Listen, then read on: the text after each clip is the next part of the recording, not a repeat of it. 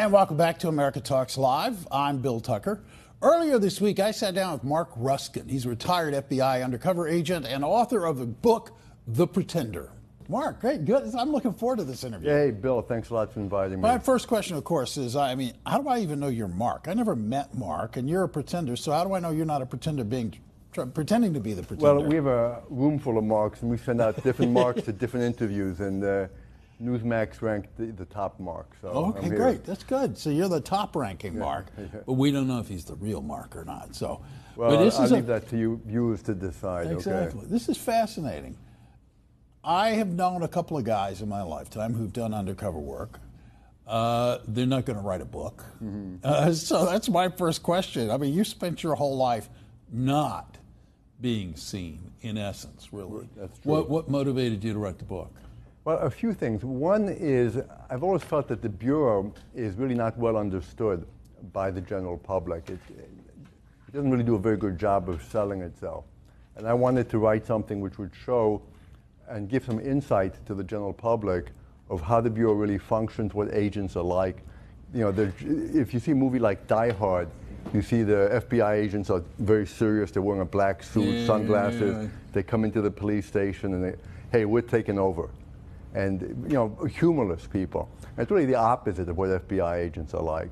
So I thought one goal was to paint a picture of what the FBI really is like.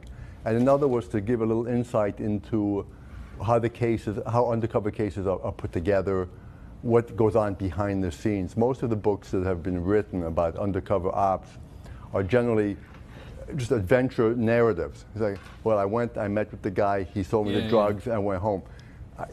The Pretender really goes into the nuts and bolts of what it takes to put together an undercover op so it's successful. You know, there's a lot of planning, a lot of preparation, backstopping, what we call backstopping, which is preparing a fictitious ID meticulously so that it's bulletproof, so that if the subjects try and check you out, they don't find out that you just came into existence 2 months ago. Mm-hmm. You know, so there's a lot of behind the scenes, and I wanted to give the readers a view of the whole three-dimensional aspect of what is involved in undercover operations. Number one, it's really fascinating. So it's a great, if you're looking for a book to read, like like summertime beach reading, it's a fun book that way. I hope so, yeah. But my question is like, I got a bunch of questions, but let's start with, you do lay out sort of how to do one undercover. I guess it's not really that secret, or you wouldn't be laying it out for people. Well, if it was that secret, the FBI wouldn't have let me write it. Right. You know, the book obviously had to be vetted by the Bureau. I'm sure. So I submitted it. We have when all employees have to sign a pre-publication review agreement. So if we're going to write a book, we have to submit it for review. They make sure nothing's inappropriate for release. Yeah. In my case, it took 6 months for them to do it. And when they finally approved it, they had already made a number of suggestions as to changes that they wanted me to make, and I made those changes. Okay. So it passed the test. The test. Well, and then the other question is, and it's a serious question, you have spent your entire life in law enforcement as an undercover agent. All jokes aside, you are now sitting here as Marc. Right. Does that concern you that now Marc Ruskin is here, and now we know who you are? Is it, is there a risk in that for you? It is a big change, after living a life in the shadows, right, and basically avoiding telling people what I did for a living.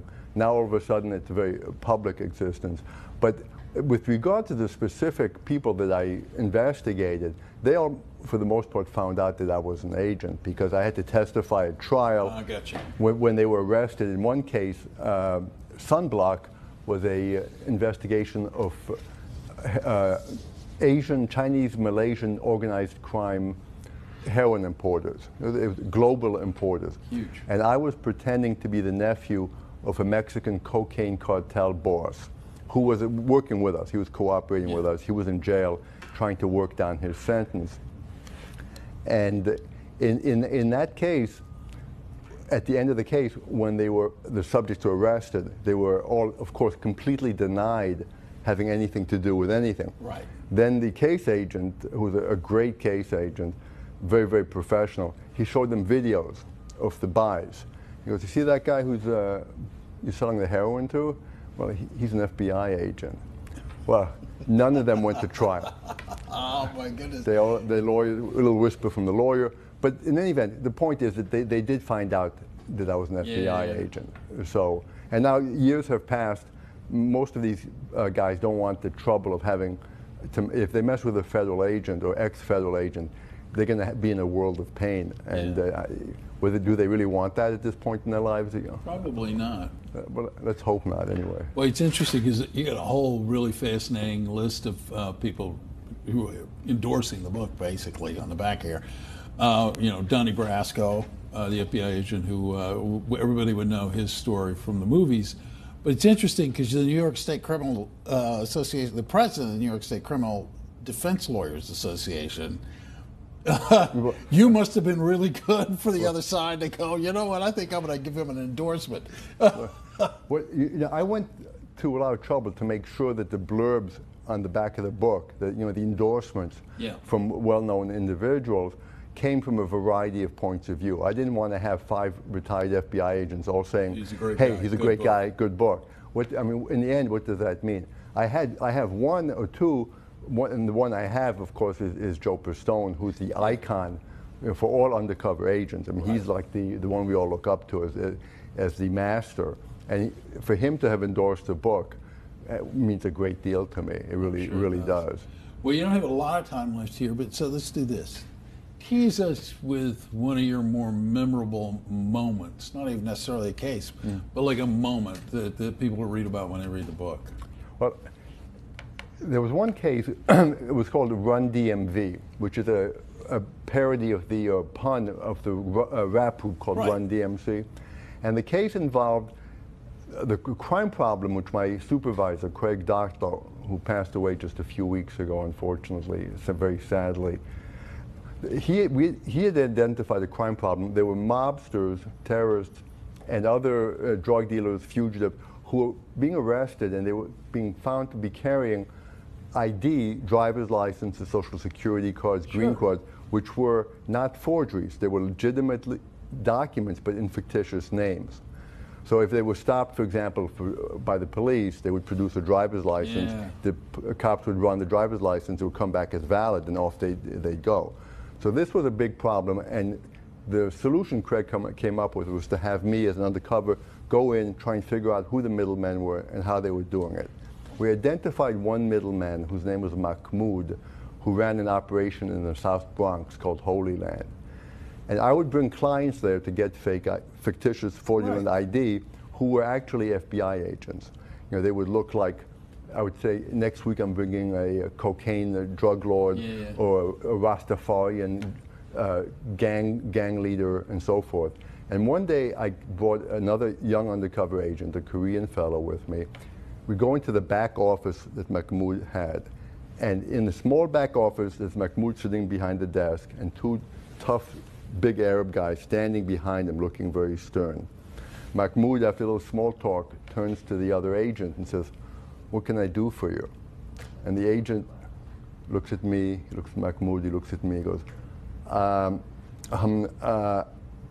he turns to me and goes, "What's your name again?" So he had forgotten my fictitious name. But Mahmoud interpreted it as I was bringing in people I didn't know. Oh, yeah, that's not good. And he looks at me, and his eyes were bugging out of his head, and he goes, "What? You brought someone here that you don't even effing know? You dared to bring someone here who you don't know?" And he was like livid. And I went into like... Yeah, you're sitting on the edge of panic at that point. Well, my brain went into like time distortion. I thought like a minute passed before I answered him. But actually, when I listened to the tape that night, I answered him like that. But it felt like a minute or 2 had passed. I said, "Mahmoud, don't worry. The guy who sent him to me is cool. He's been bringing me customers for a long time. No need to worry." So Mahmoud turns behind him. He goes, "Brr," in Arabic. And the guy walks out the door, closes the door. And I'm thinking to myself, did he just say, "Hey, Jamal, go close the front gate, pull the van around the back, get the Uzi so we can dump these guys in the river or something"? So for a few minutes, I was pretty stressed out. The guy came back later. He brought back forms to be filled out. Everything was cool. I told the other UC, I said, listen, go wait outside for me. And I told Mahmoud, I said, listen, this guy's obviously a real a-hole. Let's take him to the cleaners and make as much money off of him as we possibly can. And then Mahmoud smiled. I was talking his language, and everything calmed down. Oh, that's great. But it was. I mean, there were moments that were more dramatic, but I give that as an example. That's a good one. Let's tease it and leave it at that, because that's great. The book is The Pretender. You're going to want to read this. So thank you, Mark. Appreciate you coming in. Hey. Pick it up. It's available at Amazon.com.